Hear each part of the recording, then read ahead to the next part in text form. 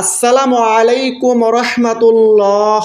প্রিয় দর্শক, আজ বৃহস্পতিবার দিনে অথবা রাতে যে কোনো সময় তাওবা ইস্তেগফারের ছোট্ট দোয়াটি অন্তত 70 বার পড়ুন।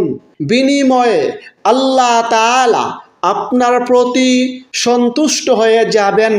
এই জীবনে মোবাইল, টিভি, সিনেমা, অশ্লীল গান বাজনা দেখে দেখে যত প্রকারের গুনাহ করেছেন, এই জবান দিয়ে অশ্লীল কথাবার্তা বলে, গালমন্দ করে, গীবত শেকায়াত করে যত প্রকারের গুনাহ করেছেন, এই কানের মাধ্যমে অশ্লীল গান বাজনা শ্রবণ করে যত প্রকারের গুনাহ করেছেন, এই হাতের মাধ্যমে যত প্রকারের গুনাহ করেছেন, মোট কথা এই জীবন যৌবনের ছোট বড়, জানা অজানা, ইচ্ছাই কিংবা অনিচ্ছাই যত প্রকারের গুনাহ করেছেন, সকল গুনাহ আল্লাহ তাআলা মাফ করে দিবেন। যদি আপনি এই দোয়াটির আমল করেন, তাহলে দুশ্চিন্তা, পেরেশানি, বিপদ মুসিবত দূর হয়ে যাবে। আল্লাহ তাআলা আপনাকে গায়েবীভাবে সাহায্য করবেন, গায়েবী রিজিক দান করবেন, ঋণ মুক্তির ব্যবস্থা করে দিবেন। সেই সাথে মনের আশা পূরণ হবে, সকল দোয়া কবুল হবে ইনশাআল্লাহ। প্রিয় দর্শক, গুরুত্বপূর্ণ এই ভিডিওটি না টেনে সম্পূর্ণ দেখুন এবং আপনি যদি আমাদের চ্যানেলের নতুন দর্শক হয়ে থাকেন, তাহলে চ্যানেলটি সাবস্ক্রাইব করে পাশের বেল আইকনটি অল নোটিফিকেশন করে রাখুন। আমলগুলো সপ্তাহের যে কোনো দিন, যে কোনো সময় করতে পারেন, তবে বিশেষ দিনে কিংবা বিশেষ সময়ে আমল করলে সেই আমলটি আল্লাহ তাআলার কাছে বেশি পরিমাণে কবুল হয়ে থাকে। তেমনি গুরুত্বপূর্ণ একটি দিন হচ্ছে বৃহস্পতিবার দিন, কারণ বৃহস্পতিবার দিনে আল্লাহ তাআলার কাছে বান্দার সাপ্তাহিক আমলনামা পেশ করা হয়। এ প্রসঙ্গে হাদিসে রয়েছে, হযরত আবু হুরায়রা রাদিয়াল্লাহু থেকে বর্ণিত আছে, আল্লাহর রাসূল সাল্লাল্লাহু আলাইহি সাল্লাম বলেছেন, প্রতি সপ্তাহে বৃহস্পতিবার এবং সোমবার আল্লাহ তাআলার কাছে বান্দার সাপ্তাহিক আমলনামা পেশ করা হয়। তখন আল্লাহ তাআলা তার মুমিন বান্দাদের ক্ষমা করে দেন, কিন্তু যে দুই ব্যক্তির মাঝে পারস্পরিক হিংসা বিদ্বেষ রয়েছে তাদেরকে ক্ষমা করা হয় না। তাছাড়া এই বৃহস্পতিবারে আল্লাহ তাআলার রহমতের দরজা খোলা থাকে, জান্নাতের দরজাসমূহ খোলা থাকে। এ প্রসঙ্গে হাদিসে রয়েছে, প্রিয় নবী বলেছেন, প্রতি বৃহস্পতিবার এবং সোমবার জান্নাতের দরজাসমূহ খুলে দেওয়া হয়। এরপর এমন সব বান্দাকে ক্ষমা করে দেওয়া হয় যারা আল্লাহর সঙ্গে অংশীদার স্থাপন করে না। সুতরাং প্রিয় দর্শক, আজ বৃহস্পতিবার দিনে অথবা রাতে যে কোনো সময় তাওবা ইস্তেগফারের ছোট্ট দোয়াটি অন্তত 70 বার পড়ুন। দোয়াটি হচ্ছে, আস্তাগফিরুল্লাহ আল্লাযী লা ইলাহা ইল্লা হুয়াল হাইয়ুল কাইয়্যুম ওয়া আতুবু ইলাইহি। অর্থ, আমি আল্লাহর কাছে ইস্তেগফার করি, ক্ষমা চাই, তিনি ছাড়া প্রকৃতপক্ষে কোনো মাবুদ নেই, তিনি চিরঞ্জীব, চিরস্থায়ী এবং তার কাছে তাওবা করি। এই দুয়ার ফজিলত প্রসঙ্গে হাদিসে রয়েছে, প্রিয় নবী বলেছেন, যে ব্যক্তি এই দুয়ার মাধ্যমে ইস্তেগফার করবে, আল্লাহ তাআলার কাছে ক্ষমা প্রার্থনা করবে, আল্লাহ তাআলা তাকে ক্ষমা করে দিবেন, যদিও সে ব্যক্তি যুদ্ধক্ষেত্র থেকে পলায়নকারী হয়। সুবহানাল্লাহ। প্রিয় দর্শক, আমরা এই জীবনে চলতে ফিরতে, উঠতে বসতে, কাজে কর্মের ফাঁকে ফাঁকে কতই না গুনাহ করে থাকি। তারপরও যদি আমরা মন থেকে ইস্তেগফার করি, আল্লাহ তাআলার কাছে একনিষ্ঠভাবে ক্ষমা প্রার্থনা করি, তাহলে অবশ্যই আল্লাহ তাআলা আমাদেরকে মাফ করবেন। এ প্রসঙ্গে আল্লাহ তাআলা পবিত্র কোরআনে ওয়াদা করে বলেছেন, যে ব্যক্তি মন্দ কাজ করবে কিংবা নিজের প্রতি জুলুম করবে, তারপর আল্লাহর কাছে ইস্তেগফার করবে, ক্ষমা চাইবে, সে ব্যক্তি আল্লাহকে পাবে ক্ষমাশীল ও পরম দয়ালু। আল্লাহ তাআলা পবিত্র কোরআনের অন্য স্থানে বলেন, হে আমার বান্দারা, তোমরা যারা নিজেদের প্রতি সীমাহীন জুলুম করেছ, অন্যায় করেছ, তোমরা আল্লাহর রহমত থেকে নিরাশ হইও না। নিশ্চয়ই আল্লাহ তোমাদের সব গুনাহ ক্ষমা করবেন, তিনি ক্ষমাশীল পরম দয়ালু। সুবহানাল্লাহ। তবে প্রিয় দর্শক, ইস্তেগফার করতে হবে মন থেকে, তাওবা করতে হবে একনিষ্ঠভাবে, তাহলেই আল্লাহ তাআলা আমাদেরকে মাফ করবেন, সেই সাথে আমাদেরকে জান্নাতে প্রবেশ করাবেন। এ প্রসঙ্গে আল্লাহ তাআলা পবিত্র কোরআনে বলেন, হে মুমিনগণ, তোমরা আল্লাহর কাছে খাঁটি তাওবা করো, আশা করা যায় তোমাদের রব তোমাদের গুনাহগুলো ক্ষমা করবেন এবং তোমাদেরকে এমন জান্নাতে প্রবেশ করাবেন যার তলদেশে ঝর্ণাগুলো প্রবাহমান। সুবহানাল্লাহ। প্রিয় দর্শক, বেশি বেশি পরিমাণে ইস্তেগফারের আমলের মাধ্যমে আল্লাহ তাআলা আমলকারীকে আরও অসংখ্য নিয়ামত এবং পুরস্কার দিয়ে থাকেন।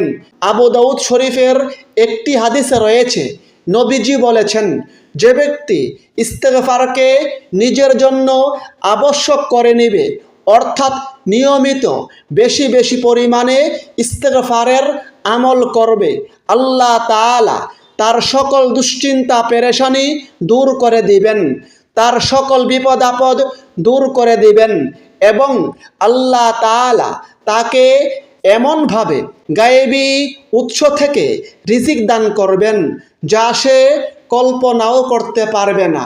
সুবহানাল্লাহ। তাছাড়া প্রিয় দর্শক, ইস্তেগফার এতই গুরুত্বপূর্ণ আমল যে আমাদের প্রিয় নবী প্রত্যেক দিন 70 থেকে 100 বারের বেশি আল্লাহ তাআলার কাছে ইস্তেগফার বা ক্ষমা প্রার্থনা করতেন। এ প্রসঙ্গে নবীজি বলেন, আল্লাহর শপথ, আমি প্রত্যেক দিন 70 বারের অধিক ইস্তেগফার বা ক্ষমা প্রার্থনা করি। সুতরাং প্রিয় দর্শক, আমাদের প্রত্যেকের উচিত প্রত্যেক দিন বেশি বেশি পরিমাণে ইস্তেগফারের আমল করা। বিশেষ করে আজ বৃহস্পতিবার দিনে অথবা রাতে অন্তত 70 বার ইস্তেগফারের আমল করার চেষ্টা করুন। সেক্ষেত্রে আপনি যে কোনো দুয়ার মাধ্যমে আমল করতে পারেন। আপনি চাইলে এই দোয়াটিও পড়তে পারেন, আস্তাগফিরুল্লাহ আল্লাযী লা ইলাহা ইল্লা হুয়াল হাইয়ুল কাইয়্যুম ওয়া আতুবু ইলাইহি। প্রিয় দর্শক, যারা খুবই দুশ্চিন্তা পেরেশানিতে আছেন, বিপদ মুসিবতে আছেন, দুশ্চিন্তা পেরেশানি থেকে মুক্তি পেতে হাদিসের শিখানো ছোট্ট একটি দোয়ার আমল করুন। আল্লাহ তাআলা আপনার সকল দুশ্চিন্তা পেরেশানি দূর করে দিবেন, সকল বিপদ আপদ দূর করে দিবেন। সেই গুরুত্বপূর্ণ দোয়াটি হচ্ছে, হাসবি আল্লাহু লা ইলাহা ইল্লা হুয়া আলাইহি তাওয়াক্কালতু ওয়া হুয়া রব্বুল আরশিল আযীম। এই দুয়ার ফজিলত প্রসঙ্গে হাদিসে রয়েছে, হযরত আবু দারদা রাদিয়াল্লাহু থেকে বর্ণিত আছে, নবীজি বলেছেন, যে ব্যক্তি দুশ্চিন্তা পেরেশানির সময় এই দোয়াটি সকাল সন্ধ্যায় 7 বার পড়বে, আল্লাহ তাআলা তার দুনিয়া ও আখেরাতের সকল প্রকারের দুশ্চিন্তা পেরেশানি থেকে তাকে হেফাজত করবেন। সুবহানাল্লাহ। প্রিয় দর্শক, যারা খুবই ঋণগ্রস্ত, ঋণে জর্জরিত, ঋণ থেকে মুক্তি পেতে হাদিসের শিখানো ছোট্ট একটি দুয়ার আমল করুন। ইনশাআল্লাহ আল্লাহ তাআলা আপনাকে গায়েবীভাবে সাহায্য করবেন, গায়েবী রিজিক দান করবেন। আল্লাহ তাআলা আপনার ঋণ মুক্তির ব্যবস্থা করে দিবেন। দোয়াটি হচ্ছে, আল্লাহুম্মা কফিনি বিহালালিকা আন হারামিকা ওয়া আগনিনি বিফাদলিকা আম্মান সিওয়াক। এই দুয়ার ফজিলত প্রসঙ্গে হাদিসে রয়েছে, যদি কোনো ব্যক্তি এই দুয়ার মাধ্যমে আল্লাহ তাআলার কাছে প্রার্থনা করে, আল্লাহ তাআলার কাছে সাহায্য কামনা করে, ঋণ মুক্তির দোয়া করে, তাহলে আল্লাহ তাআলা তাকে গায়েবীভাবে সাহায্য করবেন। আল্লাহ তাআলা তাকে গায়েবী রিজিক দান করবেন এবং আল্লাহ তাআলা তার ঋণ মুক্তির ব্যবস্থা করে দিবেন, যদিও তার ঋণ পাহাড় সম পরিমাণ হয়। সুবহানাল্লাহ।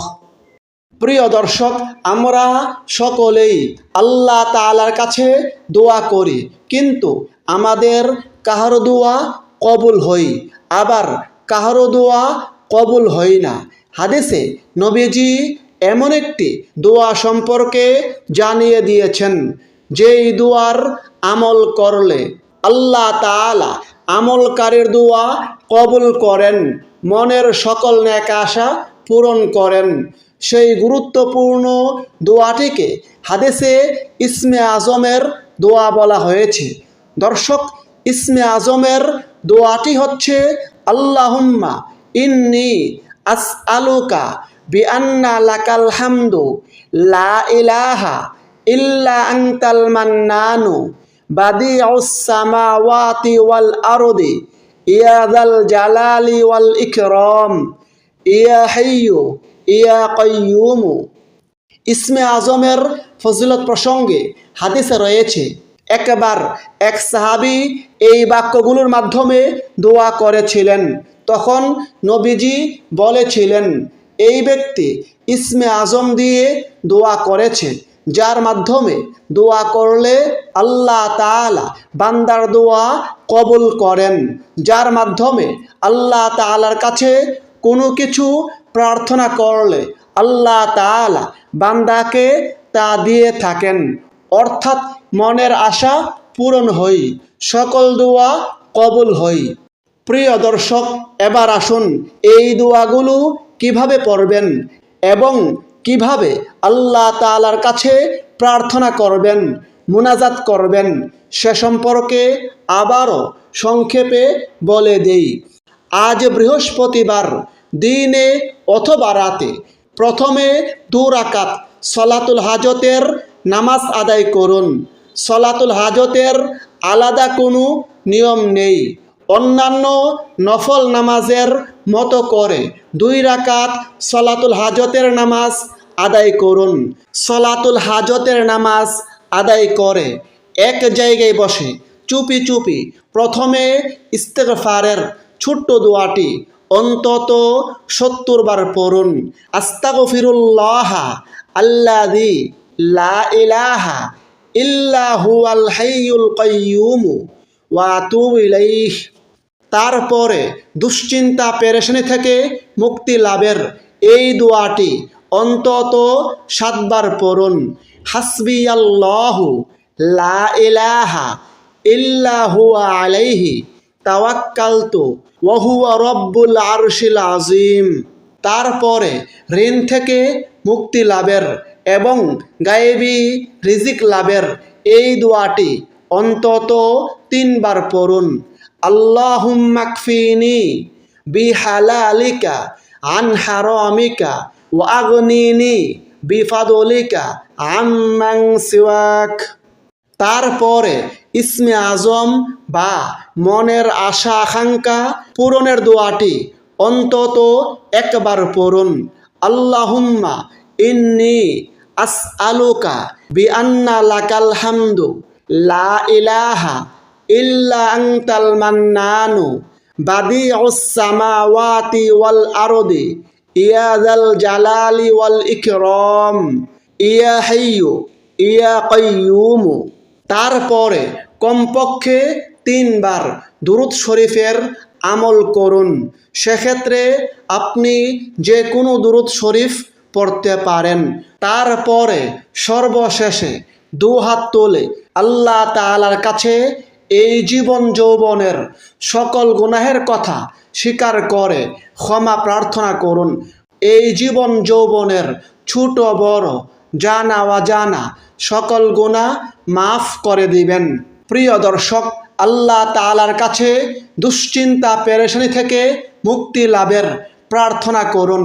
বিপদ মুসিবত থেকে মুক্তি লাভের দোয়া করুন। ঋণ থেকে মুক্তি লাভের প্রার্থনা করুন। গায়েবী রিজিক লাভের দোয়া করুন। এভাবে নিজের প্রয়োজনীয় সকল প্রকারের দোয়া করুন।